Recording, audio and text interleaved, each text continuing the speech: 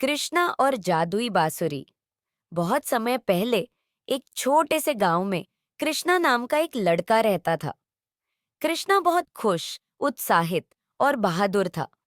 वह हमेशा दूसरों की मदद करने के लिए तैयार रहता था। कृष्णा के पास एक जादुई बांसुरी थी। यह बांसुरी उसे उसकी दादी ने दी थी। दादी ने कृष्णा को बताया था कि जब वह मुसीबत में होगा तो यह बांसुरी उसकी मदद करेगी। एक दिन कृष्णा गांव के बाहर जंगल में खेल रहा था। खेलते खेलते वह रास्ता भटक गया। कृष्णा बहुत डर गया। उसे कुछ समझ नहीं आ रहा था कि वह क्या करे। तभी उसे अपनी जादुई बांसुरी याद आई। उसने बांसुरी बजाई।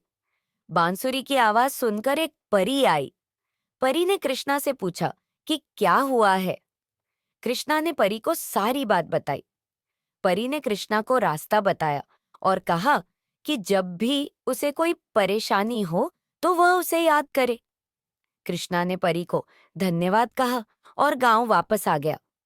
उस दिन के बाद कृष्णा ने अपनी जादुई बांसुरी का इस्तेमाल कभी भी अपने लिए नहीं किया। वह हमेशा दूसरों की मदद करने के लिए तैयार रहता था। एक बार गांव में एक राक्षस आया। राक्षस बहुत ही शक्तिशाली था। उसने गांव के सभी लोगों को बंदी बना लिया। कृष्णा को जब यह बात पता चली तो वह बहुत दुखी हुआ। उसने अपनी जादुई बांसुरी बजाई। बांसुरी की आवाज सुनकर परी आई। कृष्णा ने परी को सारी बात बताई। परी ने कृष्णा से कहा कि वह राक्षस को हराने में उसकी मदद करेगी। कृष्णा और परी ने मिलकर राक्षस को हराया और गांव के सभी लोगों को मुक्त कराया। गांव के लोग बहुत खुश हुए। उन्होंने कृष्णा को धन्यवाद दिया। कृष्णा ने कहा कि यह सब उसकी जादुई बांसुरी की वजह से हुआ है।